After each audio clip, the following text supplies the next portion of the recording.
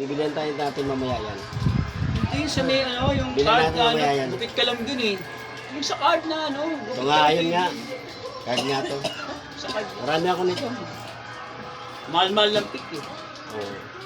Okay, magandang hapon sa ating lahat. Tayo po Ikutin mo yung ano mo. Iyaya mo na sa kanya yan. Iyaya mo na. Sa card kasi. Huwag mo itutok sa amin yan ha. Saluhin mo yan ha. Kayo ay aming welcome sa gawain po ng Panginoon dito sa ating Bible study. Kaya welcome namin kayo.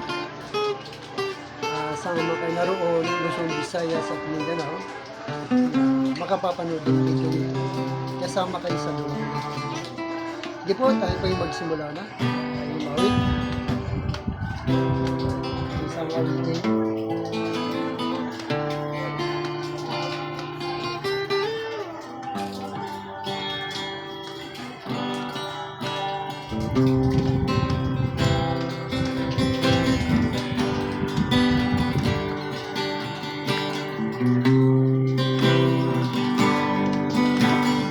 Tayo po at tayo mawit sa Panginoon. At ipapanalangin ni Pastor Joel ang ating opening prayer. So Panginoon, salamat po sa oras na ito. Salamat na pinagkumabag sa amin upang puri, upang makapakinig ng iyong salita. Yung salita may magsilbing paalala sa bawat sa amin, magsilbing kalakasan, Panginoon. Salamat po at hindi mo kami pinabayaan sa mga oras na ito. Sama kami ng Banal Espiritu sa nagtuturo ng katotohanan sa pangalan ni Jesus. Bakit nga ba? Bakit nga ba?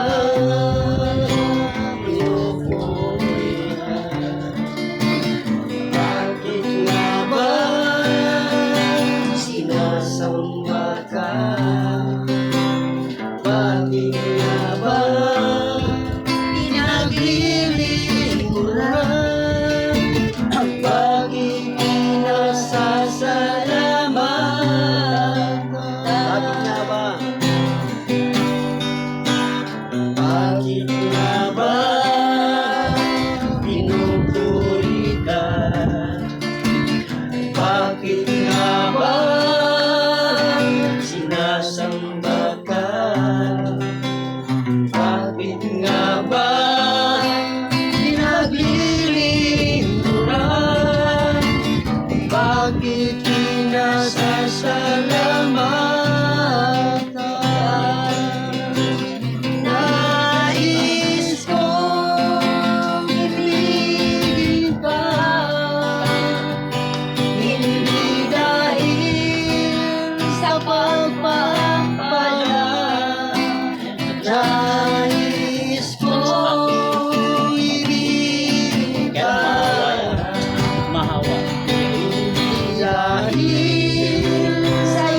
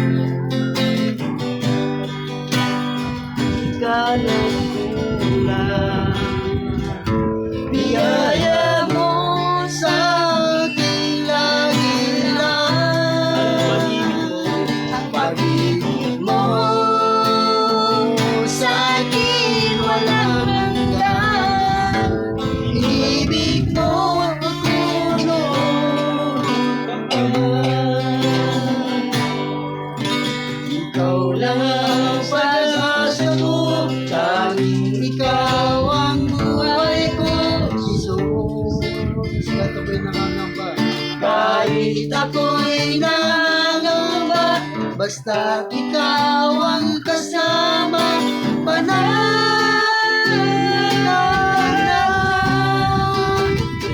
Kahit kailan, di ka nagkulang.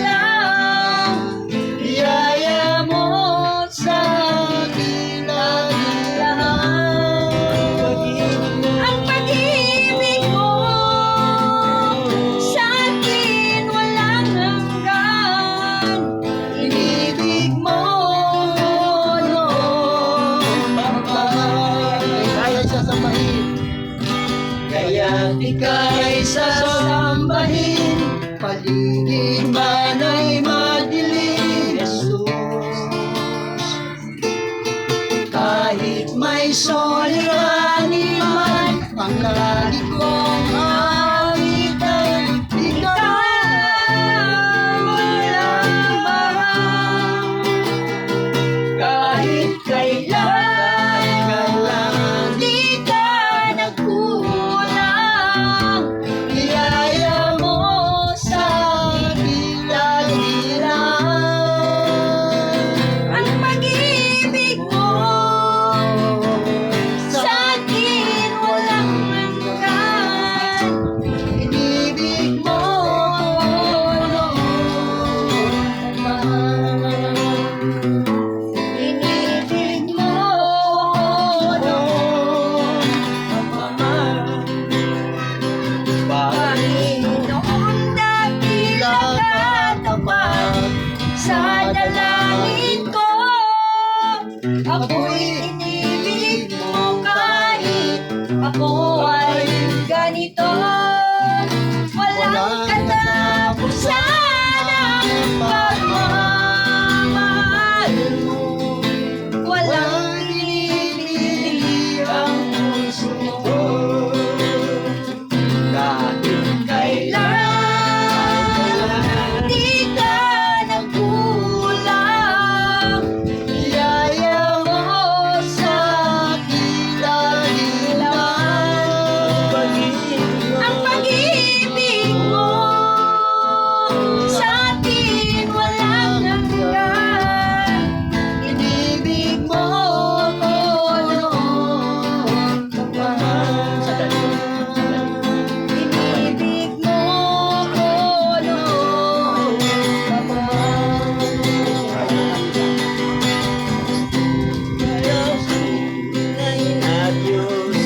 Ikaw walang katulad. Ika'y nag-iisa. Ikaw lamang at wala ng iba. Sa'yo ang aming awit. Tingin ng aming tinig. Isisigaw sa buong mundo. Isisigaw sa buong mundo. Isisigaw sa buong mundo. Kadakilaan mo.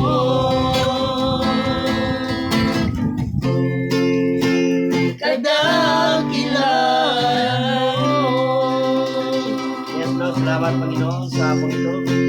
Patuloy ka, Lord, na maluwalhati at naparangalan sa bawat sa amin, Panginoon. Salamat po, Paginoon. Nagkatiwala namin sa iyo ang hapong ito, ang gawain ito, Diyos, sa iyong pangalan ng aming Panginoon Hesus Kristo. Sa pangalan ng Jesus. Amen. Amen. Eh. Gandang hapon sa ating lahat. Kailangan natin ng Bible.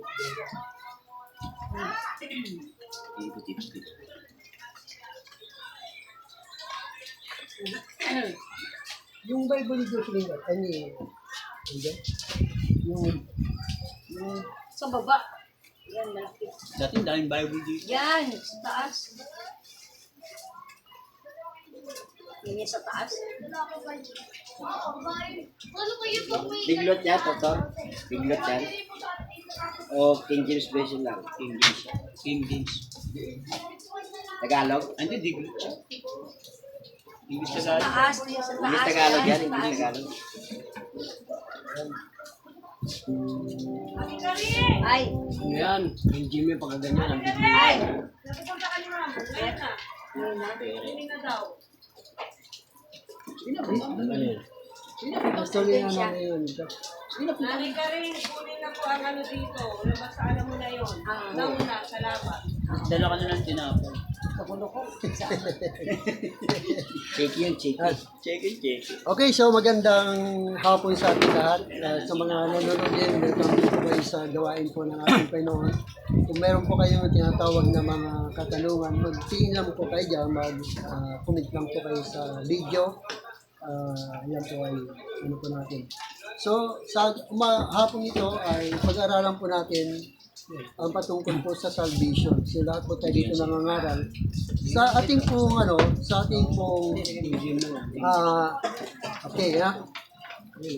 Yan. Nandiyan na ba tayo? Oh, hindi Hindi na? Okay, pag-aralan natin yung patungkol sa salvation. Siyempre, marami kasi ang nagsasabi na ang pananampalataya ay naligtas tayo sa biyaya by grace. So, dapat ito ang pag-aralan natin. Ano nga ba ang way ng kaligtasan? Paano nga ba maliligtas ang tao? Kasi kung hindi natin alam kung paano maligtas ang tao, paano natin siya mawiwin? No? Maliligtas. So, yan ang ating sa inyo pong Ramon, ano ba ang way ng kaligtasan ng tao? Wait. Ano niya, ito. Ang tao, salita kasi naligtas, ililigtas. Pero sa trabaho ito ng Diyos hindi trabaho ng tao. Kaya sinasabi ni Pablo sa Episyo, hindi siya mabubuting gawa. Okay? Kundi sa biyaya ng Panginoon si Kristo. Kung sinabi kasi biyaya, hindi tayo naaangkop dyan. Dahil kayo nagsabi na ang kaligtasan para sa Israel. Kasi nga, sobrang tigas ng ulo ng Israel na baling sa atin ang kaligtasan. Ang kaligtasan iyan ay biyaya lamang sa pamamagitan ng kamatayan ng Isu Kristo. At hindi tayo, sabi ko hindi tayo naaangkop dyan, dahil hindi tayo Israel. Sabi ni Pablo, ang pananaw niya sa atin, tayo ay ulibong ligaw. Napintas, Sabihin mo, inukmong lang tayo. yung way ng kaligtasan ay by grace. Sakto. Grace. Kay Joel. Okay, ang kaligtasan, una, sa faith. Faith talaga, faith alone. Paano ka bibigyan ng grace kung hindi ka naniniwala? So, maniwala ka muna na si Jesus ang tagapagligtas. Tulad yung sabi ng Romans 10, 9, 10. Yung mga palo na, so palo na lang yung gagawin. Kaya sabi nila, hindi natin trabaho sa sarili natin gawa. Pamamaraan ng Diyos yan. Kaya lang, ang merong pamamaraan ng, may gagawin ng Diyos, may gagawin ka rin. Tama. So, hindi pwedeng puro Diyos, tapos ikaw hindi ka naniniwala.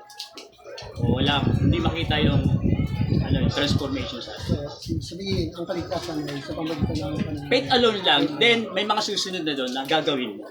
Na ipakita mo na ligtas ka. May nababago siya. Kay Toby. Toby naman tayo. Yung sa akin naman, ay, although sinabi na nila na pamamaraan ng Diyos, may faith ka, hindi ka maliligtas kung kasi nariyan na yun, nilatag na yung kaligtasan, Pastor. Di ba, Pastor? Inilatag na yan eh. Saka wala sa atin naiambag yung sa kaligtasan na yun, wala. Kundi, ang ating gagawin, kung tayo man ay ligaw, nasanga, sabi ni Pastor ni Ramon, sabi nga, kung ang yung sa Romans, makita natin ang definition doon sa kaligtasan.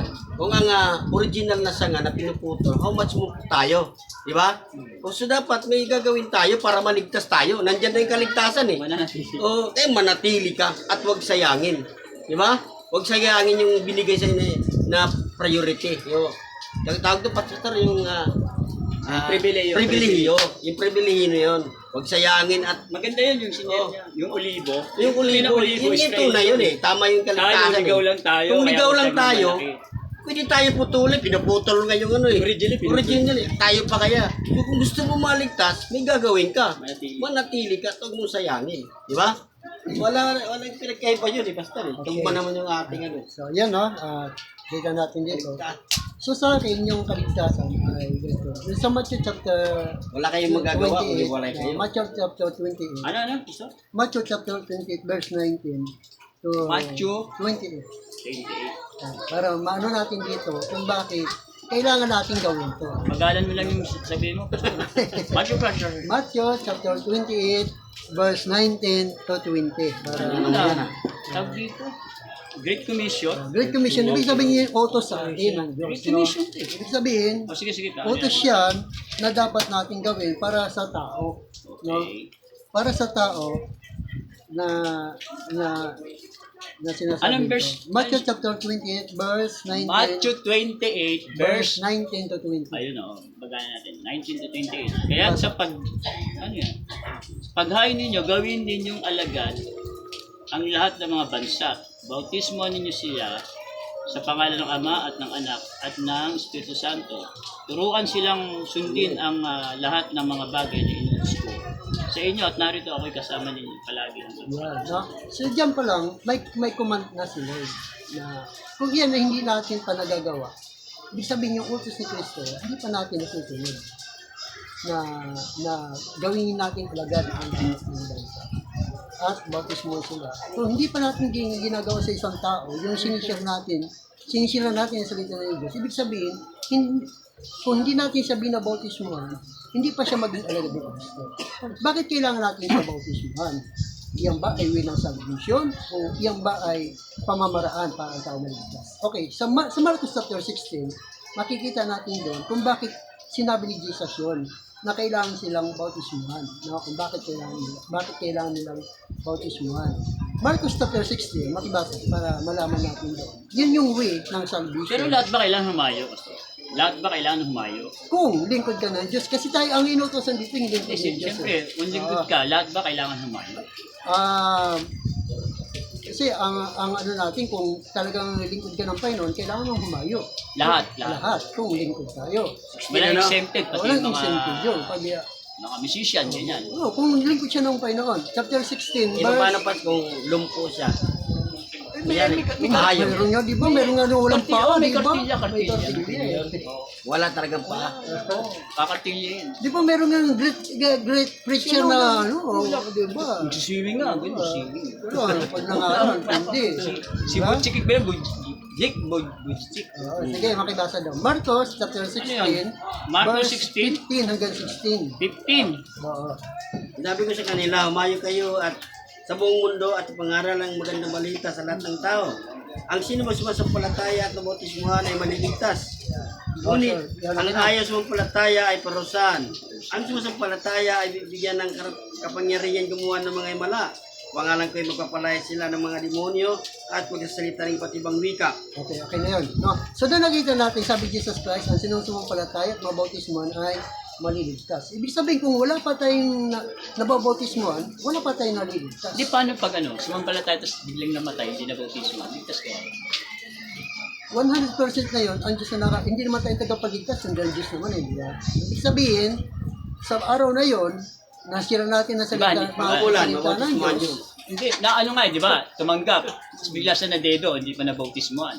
Paano yung ligtas kaya? Ligtas yun, dahil hindi naman tayo may kapagligtas, ang Diyos naman. Ay, Wala nung, Hindi ba walang bautismo eh? oo nga, pero ang sabi ibig- nga, di ba? Ang ibig sabihin, Pastor, Ah. yung senior mo, hindi siya mandatory. Hindi siya mandatory, pero hanggat malakas siya, Tama. pwede mong gawin yun. Kasi sinabi naman ni Jesus Christ, ang sinuman sumampalataya at mabautismuhan ay maliligtas. Kaya sinabi niya, hindi lahat ng sumasampalataya sa akin, Panginoon ay maliligtas. Naalala ko Kundi si yung lamang sumusunod sa kalooban ng aking amang. Pero pastor, may verse na ang sino mong sumampalataya ay maliligtas. Meron. Merong verse. Yun nga, sinasabi. Oh, merong verse. Pero yan ang tanging pamamaraan. Yan ang tanging pamamaraan. Okay.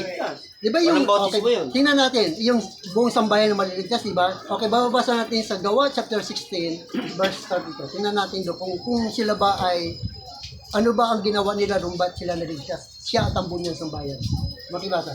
Marcos chapter 16, verse 32. Ano? Marcos chapter 16. Ay, Marcos, Gawa chapter 16. Walang 32 sa gawa. Gawa chapter 16, verse 32.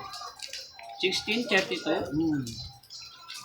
Ano sabi? Kung paano sila naligtas, ha? Ipinangaral nila sa kanya ang salitang Hindi, Panginoon. sa taas pa natin unti. Anong klaseng taas? Ilang verse? Sana ba tayo? Hindi nga, Ano ilang ang verse? binasa mo? 32 ba? 32. Doon tayo sa 28. 28. Ngunit simigaw si Pablo, malakas, huwag mong saktan ang iyong sarili, pagkat narito kayong kaming lahat. Ayan. Sige. At ang bantay ay humingi ng ilaw at tumakbo sa loob na nanginginig sa takot na patira pa sa harapan ni Pablo at Silas. Nang sila'y nailabas, sinabi ng mga Ginoo, ano kailangan kong gawin upang maligtas? Ayan. Kanyang sinabi, manampalataya ka sa Panginoong Hesus at maliligtas ka, ikaw at ang iyong sambayan. Tuloy. Pinangaral niya sa kanya ang salita ng Panginoon sa mga kanyang bahay. Sila kanyang pinuha ng oras ding iyon ng gabi, inugasan ng kanilang masugat, at agad siyang binautismuhan pati ang buo niyang sambayan. Yun. No? So, ginawa ni Pablo yung utos ni Kristo. Yung utos ni Kristo, kailangan silang sumampalataya at mag-utisman upang sila ay maligtas. Kasi kung hanggang pananampalataya, hindi kayo maligtas, hindi na gagawin ni Pablo na sila bautismuhan. Diba? Hindi na sila bautismuhan. Kasi, kailangan nilang bautismuhan para nga sila yung maligtas, sabi ni Jesus. Ang sinuman sumampalataya at mabautismuhan ay maliligtas. Kaya ginawa ni Pablo, nung ipinangaral niya mabuting balita, nagkaroon sila ng panampalataya. Pagkatapos nila magkaroon ng dahil ang panampalataya ay bunga ng pakikinig, di ba? Nakapakinig sila. Nagkaroon sila ng panampalataya. So kailangan nilang mabautismuhan para totally sila ay maligtas. O ito pa, patunayan na yung Acts 32 verse 40. Acts 32 verse 40. Ano? Gawa chapter 2 verse 40. Tulibo natin. Gawa chapter 2 verse 40. Tulibo. Dinagdag. 40. O ano sinabi ni Pedro sa kanila? Chapter 2 verse 40. Chapter 2 verse 40. Marami pang inilahad si Pedro upang patunayan ang kanyang sinabi. At nanawagan siya sa kanila, iligtas ninyo ang inyong mga sarili mula sa parusang sasapitin ng masamang lahing ito. 41. Kaya't ang mga naniwala at sa pinangangaral niya ay nagpabautismo at nadagdagan ng mga alagad ng may 3,000 na tao sa araw na iyon. Yan. So doon nakita natin, nasabi niya ni Pedro, iligtas niyo ang iyong sarili. Iligtas niyo. So, para maligtas sila, kailangan nila mag-bautismo. Kaya binautismo sila ni Pedro. Ilan yung nabautismo niya? 3,000 sa araw na yun. So, iyon yung mga taong na naligtas at inilandag.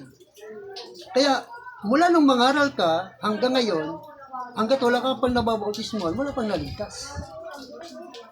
Wala pang naligtas. Ang Book of Acts, hindi gawa nila Pablo.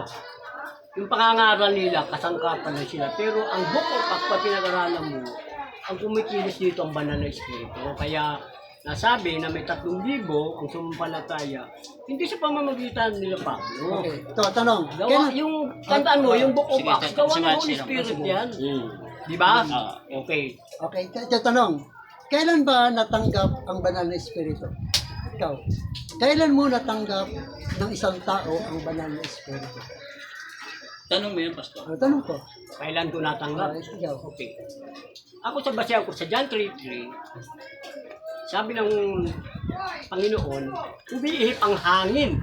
Hindi mo alam. Naririnig mo yung ugong pero hindi mo alam kung saan patungo eh. Walang makapagsasabi nung way back to 2026 to tinanggap. Walang ganun, Pastor.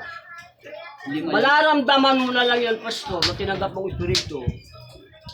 Ikaw ang makakapag-detect niyan. Yung dati mong ginagawa, iba na kaysa ngayon. Okay. Okay. Walang specify na masasabi mo, ay tinanggap ko ang banal na Espiritu nung nakaraang lang. Walang ganun. Okay. Kay Joel. kailan natanggap ng isang tao ang banal na Espiritu? Pero sabi Ramon, hindi mo alam yun eh. Kaya lang, mararamdaman mo unti-unti yun. Parang nakukasalita. Walang specific na. Ano specific, Pastor? Kaya, kay Toby, kailan matatanggap ng isang tao ang banal na Espiritu? Actually, ang banal na espiritu, andyan yan eh, di ba?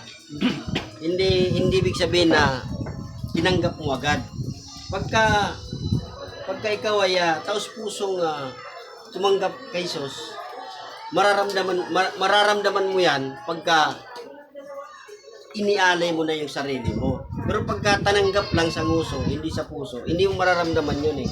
Okay. Kaya tama sila na hindi alam. kailanman na hindi mo alam kailan mo matatanggap ang banal na Okay. espiritu. Tingnan natin kung pag-aralan natin kung kailan ba si Jesus Christ, kailan natanggap ni Jesus Christ ang banal na Espiritu. Alam niyo kung kailan natanggap ni Jesus Christ ang banal na Espiritu. Sa Matthew chapter 3 verse 13 makibasa. Kung kailan natanggap ni Jesus Christ ang banal na Espiritu. Matthew, makibasa. Para alam natin kung kailan natanggap ng isang tao ang banal na Espiritu. Kasi kung hindi pa natin nagagawa to, ibig sabihin hindi pa natatanggap ng isang tao ang banal na Espiritu. O si Jesus Christ, kailan natanggap ang banal na Espiritu? Makibasa. Matthew chapter 3 verse 13 hanggang 17. Ayan mo, binautis mo si Jesus. Yan, no? Doon niya natanggap ang Espiritu Santo. Makibasa. Pero pagtasin, Parang hindi naman. may tanong din ako. Basahin muna natin Hindi, para tama, basahin. para maganda kasi Biblia. Hindi tayo tama yan, magsasalita tama. sa sarili natin. Di Hindi, ba? mag-ano din ako ng Biblia para i-match natin. I-match natin. Makibasa. 13 muna tayo pababa. Dumating si Jesus sa ilog Jordan na sa Galilea upang magbabautismo kayo. Ngunit kinangkan ni Juan na pigilan niya at sinabi, ako po ang dapat bautismuhan sa inyo. Bakit kayo gabautismo sa akin? Subalit, sumagot si Jesus, hayaan mo ito na ang mangyari ngayon sapagkat ito ang nararapat nating gawin upang matupad ang kalooban ng Diyos. Kaya pumayag din si Juan nang mabautismuhan si Jesus, kaagad siyang umahon sa tubig, nabuksan ang langit at nakita ni Jesus ang Espiritu ng Diyos at bumabang parang isang kalapating dumapo na sa kanya at ang tinig mula sa langit, isang tinig mula sa langit ang nagsabi, ito ang minamahal kong anak at lubos kong kinalulugdan. So doon nakikita natin, natanggap ni Jesus Christ ang banal na Espiritu na siya ay matapos mabautismuhan. Kaya naman siya mabautismuhan, doon siya nagsimula, nagpasting ng 40 days and 40 night. No? Kasi nasa kanya na ang Espiritu ng Diyos. Kaya nung sabi niya, di ba sa kanyang unang basa, ang Espiritu ng Diyos ay sumasa akin. At ang sabi niya, natupad ngayon ang ano ni Propeta Isaias. So doon na pinakita ni Jesus Christ, matatanggap ng isang tao ang banal na Espiritu katulad ng pagtanggap niya. Okay, sa Gawa chapter 2 verse 38. So, Gawa chapter 2 verse 38. Na sinabi roon na kung paano rin natin matatanggap ang Espiritu Santo. May basa. Biblical of life, kailangan nasa Bible tayo. Hindi yung Okay, sabi nito, ay sumagot si Pedro, pagkisiyan ninyo at talikuran ang inyong mga kasalanan at magbabautismo kayo sa pangalan ni Jesucristo upang kayo'y patawarin at tatanggapin ninyo ang kaloob ng Espiritu Santo. Pagkat ang pangako ay para sa inyo at ang inyong mga at sa inyong mga anak at sa lahat nasa malayo sa bawat taong tatawagin ng ating Panginoong Diyos. yan. So doon nakita natin na sinabi din ni Pedro, pagsisiyan ninyo ang takda ng mga kasalanan at magpabautismo kayo sa pangalan ni Kristo upang ipagkaloob sa inyo ang Espiritu Santo. May pababasa ko ito, Pia, sige, sige. para ma-review natin. Tapos basahin mo nga Acts, Gawa 19, 1 to 6. Gawa, no? 19, 1 to 6.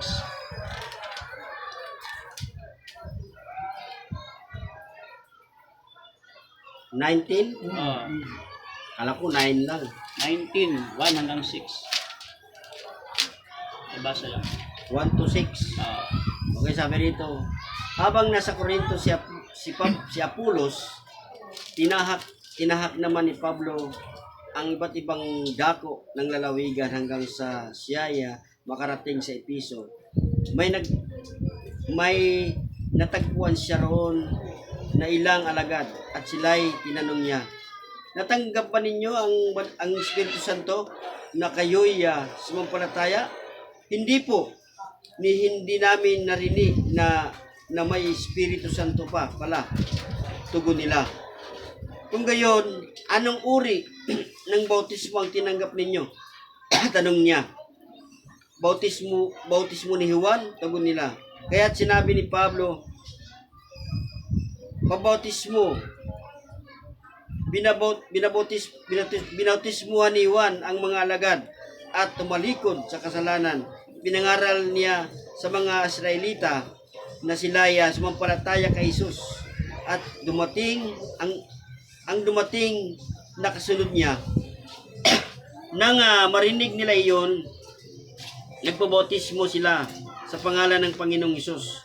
Nang ipatong ni Pablo ang kanyang kamay sa kanila, bumaba sa kanila ang Espiritu Santo at sila'y nagsasalita ng iba't ibang wika at nagpapahayag ng mensahe mula sa Diyos. Kita natin, ang ginawa nila, una nabautismo sila sa bautismo ni Juan, kaya hindi na natanggap ang Espiritu Santo. Kaya muli sila nagpabautismo kanino? Sa pangalan ni Kristo. Nang mabautismo sila, sa kanila natanggap ang Espiritu Santo. Kaya hanggat hindi pa sila nababautismo sa pangalan ni Kristo, hindi magpapasa kanila ang Espiritu Santo. Kasi sabi yun ang dito, hindi po namin natanggap ang... kasi ang ano lang, kasi naano ko yun sa about sa bautismo. Marami kasing kino-contest yan. Ano ba yung bautismo? Sabi lang Matthew 3:11, ang bautismo daw, tanda ng pagsisisi. kay Juan yun. O pagtalikod, yung tubig Kay Juan. So dito, yung nasalubong ni Pablo, hindi ko alam kung meron mo lang Espiritu Santo. Kaya tinanong sakay na bautismo. Sa bautismo ni Juan, sabi niya, ang bautismo ni Juan, sabi dito, ay bautismo ng pagsisisi.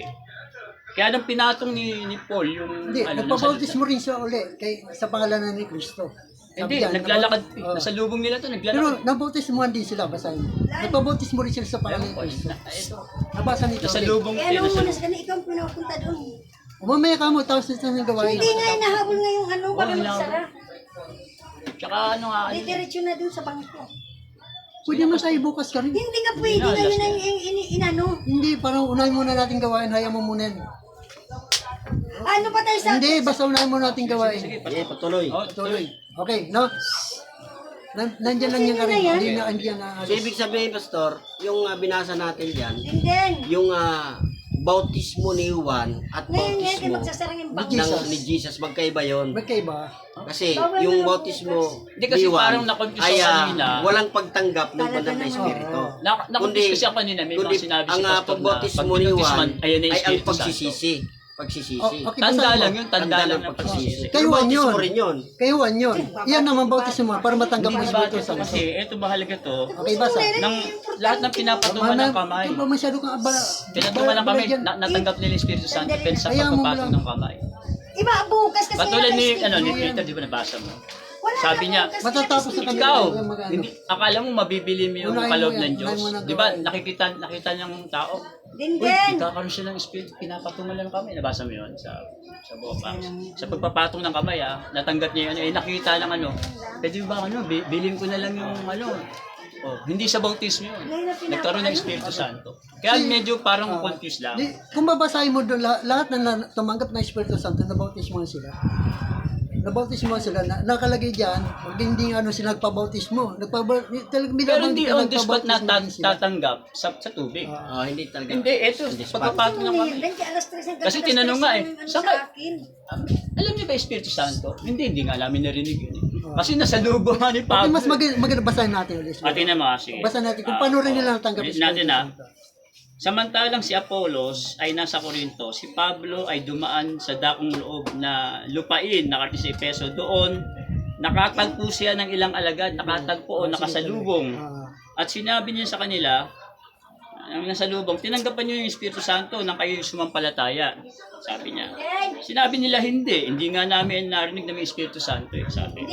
Kaya sinabi niya, sabi ni Pablo, kung gayon, sa ano kayo nabautismuhan? Tinanong niya yung nasa lubong niya. Sinabi niya, sa bautismo ni Juan, sabi ng nasa lubong, sinabi ni Pablo, ang nagbautismo si Juan ng bautismo ng pagsisisi, na sinasabi naman ito na sila'y manampalataya na dating nakasunod niya sa makatuwid ay si Jesus. O nang pinatungan na ni Pablo ang kamay nila ng kamay ni Pablo, saka bumaba sa kanila yung Espiritu Santo. Pinatong dyan o nagpabautismo rin? Walang sinabing. Doon sa King James, inabasa mo, nagpabautismo rin sila sa pangalan ni Cristo, di ba? Kasi hindi on the spot. Tinama, hindi. Sa camp na lang, sa camp. Dito niya siguro sa... Sa camp na lang, di ba may mga Anong version? tinabautisman, di ba? Hindi naman agad yung Espiritu agad ng Diyos. Anong version? Hindi agad yung Espiritu ng Diyos. Ako, Gawa 19. ano ako sa'yo? Tingnan natin Hindi alam kung nagpabautismo. Dito inaiba ito. Sige. Kasi doon nabasa nito, nagpabautismo siya sa pangalan ni Cristo. Diba? Sige, At sige. natanggap nila ang Espiritu Santo. Ibig sabihin, gawa 19, anong version? 19:1 hanggang 6, Pastor. 1 hanggang 6. Okay, sabi niya rito.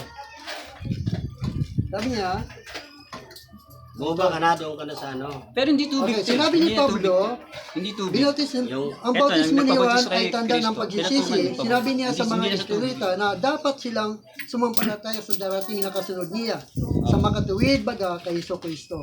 Nang marinig nila ito, sila nagpabautismo. Nagpabautismo sila. Kaya hindi na Ano tubig. ito? Walang tubig. Nang Naglalakad sila. Naglalakad Ibig sila. sabihin may tubig to. Hindi mo pwede bautismo walang tubig eh. Patong ang kamay sa Tama? Hindi, dito nang marinig nila ito, sila'y nagpabautismo sa pangalan ng Panginoong Jesucristo. pangalan niya, pero Ipinatong ni Pablo ang kanyang kamay sa kanila Pinatong. pagkatapos mabautismohan. Ibig Di, basahin sabihin, mo muna. nagpabautismo muna, tama, sabi niya rito, na marinig nila ito, sila'y nagpabautismo sa pangalan ng Panginoong Hesus. Ipinatong ni Pablo ang kanyang pinatong kamay pinatong. sa kanila, Walang tubig eh. bumaba sa Pinatong. kanila ang Espiritu Santo. Oo. Ibig sabihin, May tubig nabautismohan doon. muna. Pinatong. Kasi sabi niya, ang bautismo, okay hindi ka pwede bautismohan kung walang tubig. Okay, ito din sabi Sa 1 Peter chapter 1, ang tubig ay larawan ng bautismo. yan. Oh, Ang tubig ay larawan ng bautismo. Ibig sabihin, hindi ka pwedeng bautismohan hanggat walang tubig. Mag-aargol. Hanggat walang tubig. Ano ang pa kayo? Tama Diba yung yan ako? Tama yung sabi.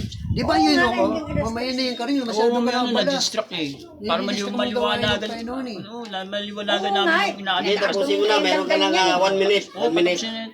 Wala na magsasalita. 1 minute Wala ka na, na lang. sige, si Pastor na lang muna. Tapusin mo na yan. So, ibig sabihin, yung Wala way, nang tirap. Ituloy lang natin sa next. yung way ng salvation, hanggat hindi ka pa, Basta na lang magsasalita. wala ka pang, Makikinig sa iyong na lang. pangangaral, hanggat wala ka pang nababautismohan, wala pa naliligtas. Ang si Pastor. Wala pa naliligtas. Ibig sabihin, mula nung mangaral ka hanggang ngayon, hanggat wala ka pang nababautismohan, wala pang naliligtas. Kasi Diba nga, kasing- yun ang tanging Iparto na lang natin sa pamamaraan. next iparto para ano. Yun ang tanging pamamaraan na Baka ginagawa. mag-argument pa Pero kayo. Ginagawa. wala ang alam ko. Walang tubig dyan eh. May tubig. Okay, ayan. Hindi pwede bautismo ligtas. Si Pablo, nangaral, Hindi nabautismo. wala siyang tubig na pinakita doon sa bautismo. Si Lydia, nabasa mo Oo, yun? Si nabasa Lydia, ko, si Lydia nga. nanampalataya sa narinig ni Pablo. Pero nagpabautismo. Hindi! Hindi nagpabautismo pa si Sumampalataya si Lydia, tama. binuksan ang kanyang puso ng Diyos. Ah, Kaya nagkaroon siya ng interes sa sinasabi ni Pablo. Ang sabi ni Lydia, kung ako po'y nakatagpo ng biyaya, sa Diyos. Ah, Ako'y nakikiusap sa inyo na manatili muna kayo ng ilang araw Anong sa version? Para Anong malaman version? nyo yun, Para Pastor, mabasa para- natin. baka Kasi may alam ko, nabautismo, no? si Lydia nagpabautis mo rin eh. Oh, parto. Sa parto na yun, Pastor. Sa Nagpabautis parto. mo rin yun. Siya ata Tuloy kay natin, Limas, tuloy nabasa ko natin. rin Maganda yung discussion Yung kay Lydia. Tuloy natin Nabasa kasi ko yun eh. Siya ata kanyang pupuntahan, buong sambayan pastor, eh. pabautismo kay Tama. Pablo. Kasi Closing na natin, closing. Okay, hindi tayo Ay manalangin. manalangin si Pastor. Manalangin. Masyado tayo na-distract na. Okay, Maganda yung discussion. tayo manalangin. Panginoon, maraming salamat sa inyong pang mga salita na aming po napakinggan patungkol sa mga salita. Kung kami mga Panginoon ay may pagkakulang at may nagawang kasalanan, patawarin niyo po kami, Panginoon. Kaya, O Diyos, Ikaw po ang patuloy po na manguna po sa amin sa gawain po ito, O Diyos. At yung mga salita, O Lord, na amin pong napag-aralan at napakinggan, Panginoon, ay timimig ko sa aming puso upang magamit at maging kalakasan ng buhay pananampalataya namin, Panginoon, sa bawat isa sa amin na rito, Lord. Kaya salamat sa inyong mga salita at sa inyong topic na napag-aral sa umaga sa hapon to sa pangalan ng Ama, ng Anak, ng Ibang Espiritu Santo sa pangalan ng Jesus. Amen, amen. Amen. Lagyan mo yung ano yan, part 1, baptismo, part 2, ganun, Pastor. Diba? Magandang discussion. usapan natin. Lumalalim, Lumalalim. Pastor, lumalalim. Lumalalim. Si Pastor Ramon, mayroon din siya